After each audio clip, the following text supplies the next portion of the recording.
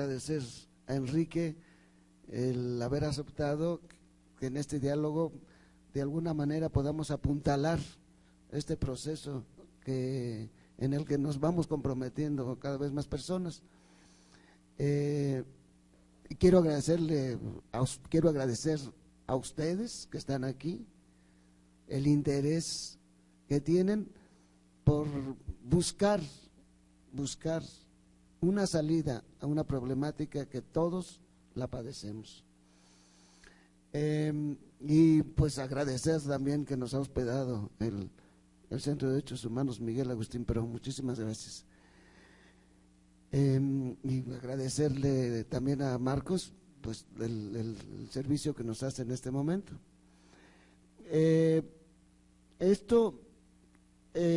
Un poquito una síntesis de cómo empezó esto. Bernardo Barranco me propuso, a él se lo pidieron, un consorcio de editoriales, Random House, que si podría hacer una conversación con él sobre, digámoslo así, que incluía mi vida, el desarrollo de mi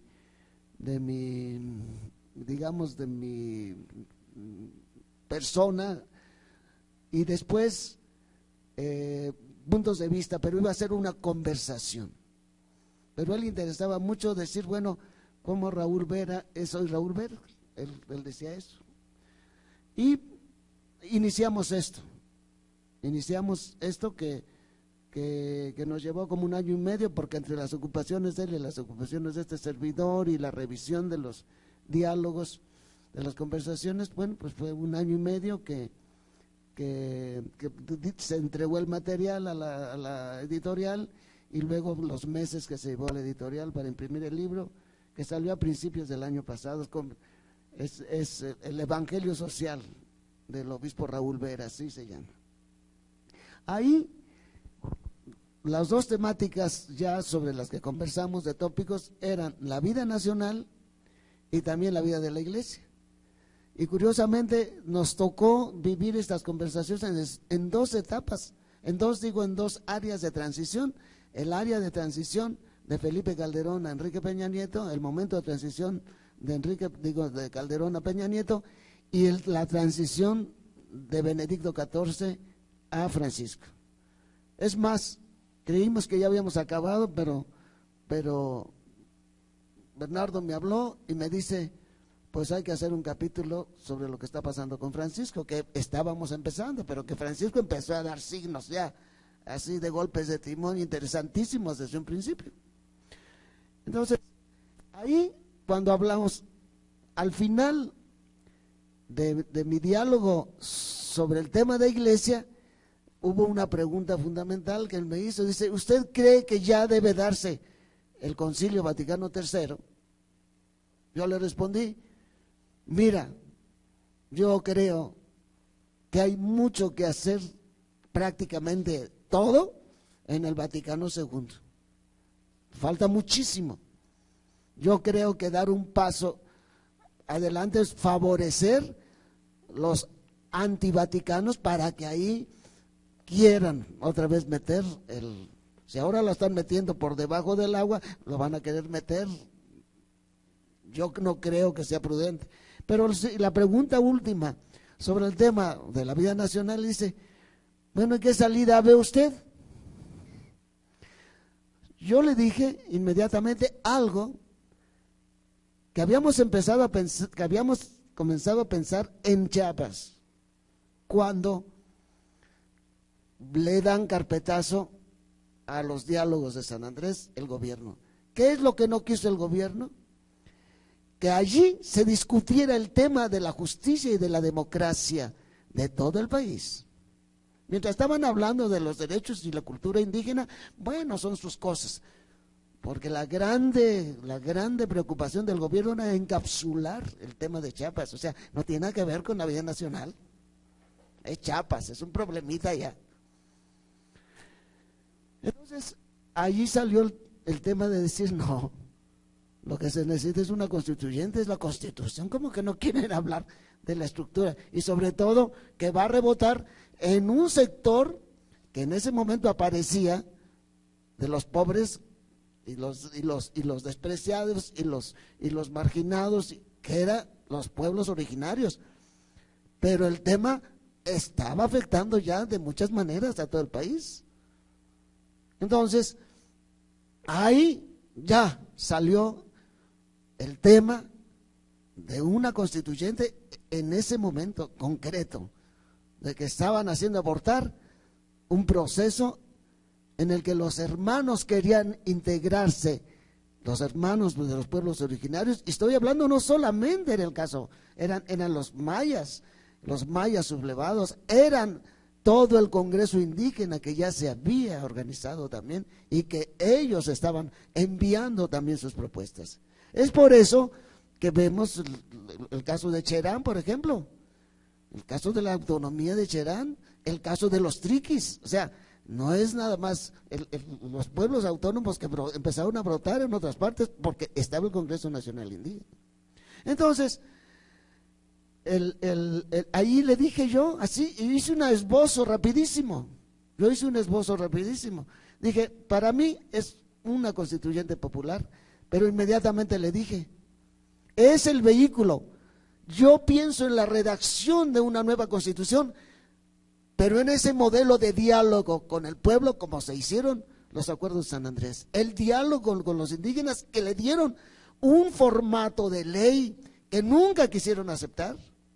Le dije, no quisieron aceptar el primero que tasajeó la ley indígena, que proponía un vehículo que el mismo gobierno aceptó, que eran los legisladores.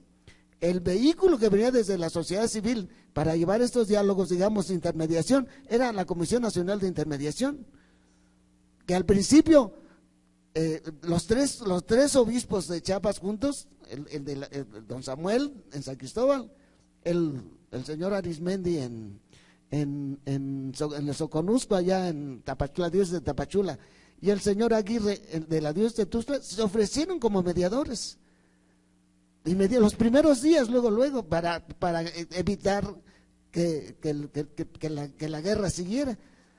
Pero los hermanos aceptaron solo a don Samuel. Dijeron, ok, pero solo don Samuel.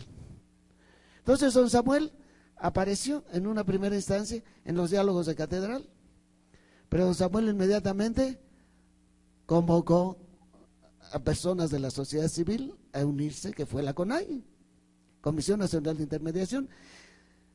Y cuando el intento que tuvo el señor, en febrero, el señor Zedillo, de apresar a Marcos y decir que con eso, y creyó que ya lo habían apresado, por eso dio hasta la descripción, él estaba creyendo que se había consumado todo, porque había una cita de Marcos con el señor Moctezuma, que no es Esteban Moctezuma en ese momento. Entonces, cuando estuvieron a punto de activarse la cuestión violenta, la guerra, entonces sale Berto Castillo y detrás de él se van legisladores a decirle al presidente, ofrecemos una comisión también para mediar, y se crea la COCOPA. La COCOPA, ¿qué fue haciendo? Además de ir siguiendo el proceso, la COCOPA se ofreció en la primera mesa que fue de Derechos y Cultura Indígena, a darle forma de ley a todo lo que se había acordado. Pero esto que se había acordado venía de la voz del pueblo, en ese momento, era solamente en ese momento, cuando se empieza, aparentemente era el pueblo maya, pero conforme fueron caminando los diálogos, entró el Congreso Nacional Indígena.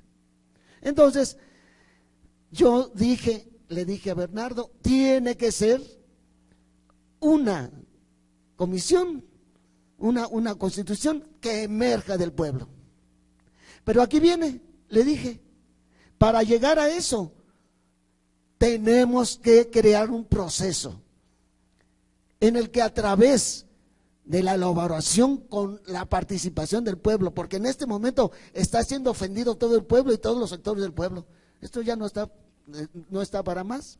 Le dije yo, en este momento tiene que ser el pueblo el que hable y el pueblo el que llegue a formular un nuevo pacto social. ¿Y por qué? Porque ese pueblo es el que va a defender su pacto. Ese pueblo, porque ya veíamos, se asomaba todas las reformas estructurales. Ya se había hecho la reforma del artículo 27, pero ya venían estos con sus reformas estructurales. Aquí hay que darle la voz al pueblo, pero tiene que ser todo el pueblo, le dije. Y tiene que ser un proceso.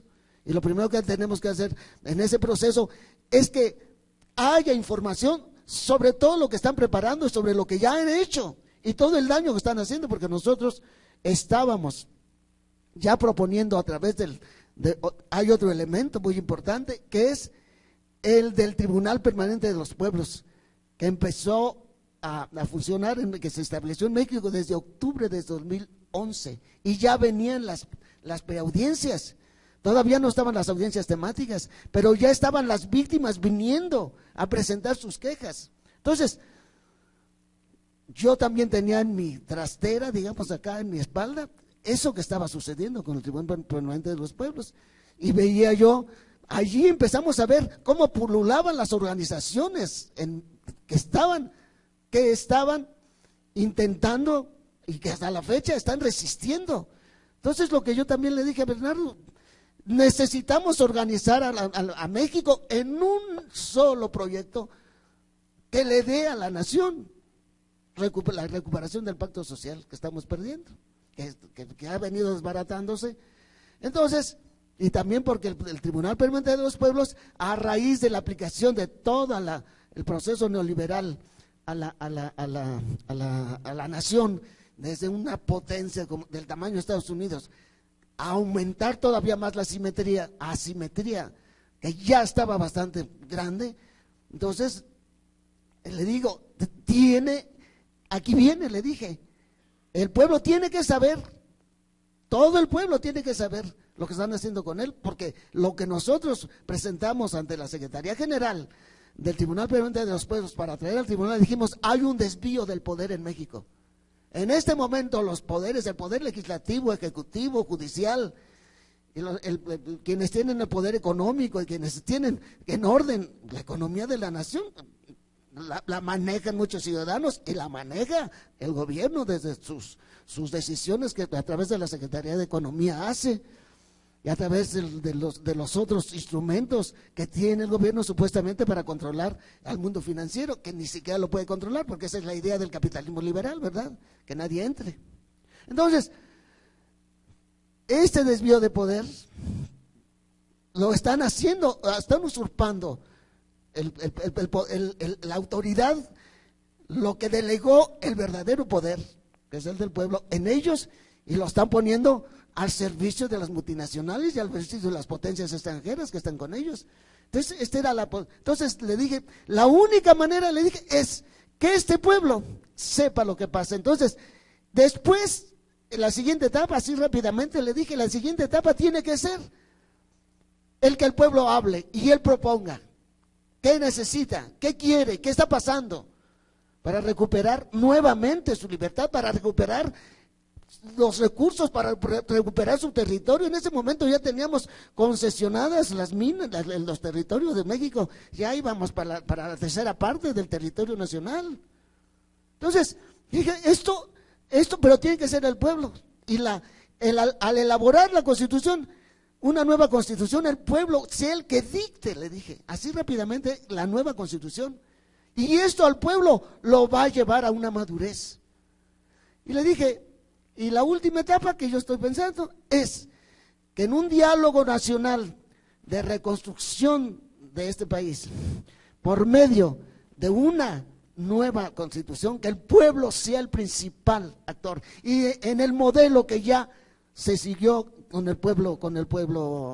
la ley indígena, le dije, que es el que la voz del pueblo vaya a especialistas, no solamente en Constitución, sino especialistas en política, especialistas que tienen que ver todo lo que, imaginar todo lo que ese pueblo está diciendo y transformarlo, llevarlo al pacto social, Allí tienen que entrar, ya deben quedar como leyes constitucionales expresas en esa Constitución todos los acuerdos internacionales que México ha firmado.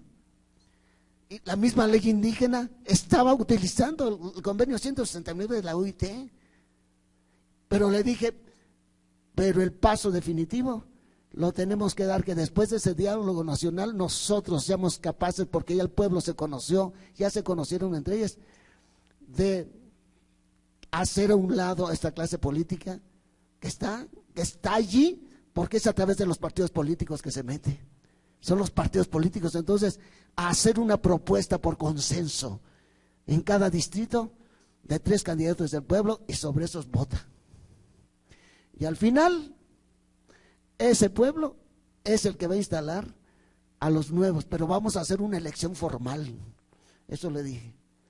Y al final, ese pueblo es el que no vamos a hacer una toma violenta, pero sí, aquí alrededor de las cámaras, pues no está mal, unos 5 milloncitos de personas. Y alrededor de allá en los estados, pues en las ciudades grandes, pues que lleguemos a medio millón. Ahí decir, aquí traemos a los nuevos elementos y esos expresamente, esos diputados, esos senadores y las diputaciones locales fueron elegidos para darle el valor que debe darle en ese momento nuestro Congreso a la nueva Constitución que el pueblo redactó, y tenemos para eso el artículo 39 de la Constitución, que le da la soberanía al pueblo, para que él tome la forma de gobierno en el momento en que lo desee. Ya me imagino lo que van a empezar a decir, ay, no hay normatividad para esa ley, falta la ley secundaria, ahorita se las damos, para que lo apliquen. Ya nos imaginamos cómo están hechos, pero aquí yo también decía, siempre dije, esto es lo que yo pienso, pero el camino, el pueblo es el que va a ir decidiendo, es el que nos va a decir por dónde. Pero sí tiene que haber, sí le dije, estoy cierto, en primer lugar, que el principal objetivo no sea escribir una constitución, no señor, el principal objetivo es que ese pueblo que se da esa ley no va a dejar que le hagan lo que están haciendo, y tenemos que dejar todos los instrumentos en ese proceso, todos los instrumentos abiertos a que el pueblo realmente haga una democracia participativa. Entonces, ahí se quedó eso escrito en un libro, y de repente me aparecen unos loquitos ahí, e iban muchos jóvenes. Oiga, nosotros venimos a ¿qué vamos a hacer con eso que usted está proponiendo? Nos interesa lo que usted está proponiendo. Y a mí me llamó la atención que la mayoría eran jóvenes. ¿Y en qué momento llegaron? Cuando estábamos ya terminando y estaba preparándose ya la audiencia final del Tribunal Permanente de los Pueblos. Teníamos ya audiencias temáticas. Estábamos llegando al final, que yo lo esperaba como agua de mayo. Yo sabía que lo que nos iba a dar, lo que iba a arrojar el escuchar a miles de víctimas que representaban, centenares de víctimas que representaban a miles de víctimas, en 11 ejes temáticos, que iban desde la devastación ambiental, la defensa del maíz, la destrucción de la juventud de las nuevas generaciones, la suficiencia alimentaria, va con la defensa del maíz, es decir, migración, el feminicidios y violencia de género, en fin, 11, guerra sucia, violencia contra los grupos sociales y los luchadores de derechos humanos, violencia contra los informadores, violencia contra los maestros. 11 ejes temáticos. Le dije, nos va a dar, que la audiencia final la tenían que hacer jueces internacionales. Las audiencias temáticas también vinieron dictaminadores internacionales. En las audiencias temáticas, cada eje temático tuvo una audiencia, tuvo preaudiencias y una audiencia final. Entonces, pues ¿qué sale? Los jueces declaran, le encargamos a la sociedad civil la refundación de México. México está hecho trizas. Esto yo lo oí porque yo fui incorporado al grupo de jueces internacionales al final me dijeron de la Secretaría General, pues que sí se incorpora don Raúl, y los escuchaba y decían, México es el emblema de lo que puede hacer un tratado de libre comercio con un pueblo. Es un país destruido, desmontado, le han quitado la justicia, le están robando todo. Y por eso, en la audiencia final aparece una de las recomendaciones: tienen que refundar este país. Dije, ya está,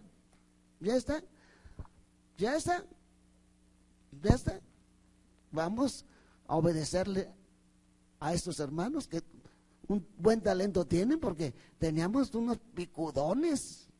El Tribunal Permanente de los Pueblos es sucesor de los tribunales Russell, que juzgaron la invasión norteamericana a Vietnam, que juzgaron a las dictaduras militares de América Latina, los tribunales Russell, fundados nada más y nada menos que por Bertrand Russell y Jean-Paul Sartre. A mí me decía, qué bueno que está Enrique, porque me decía mi maestro, el que me dio la columna vertebral en la escuela filosófica, dentro del tomismo que yo hice con los dominicos, nos decía, dicen que los filósofos estamos locos, pero somos nosotros los que le damos el camino al mundo. Somos los que proponemos cuál es el camino. Entonces, dicho lo cual, pues le pedimos a Enrique que empiece a hablar y enseñarnos el camino.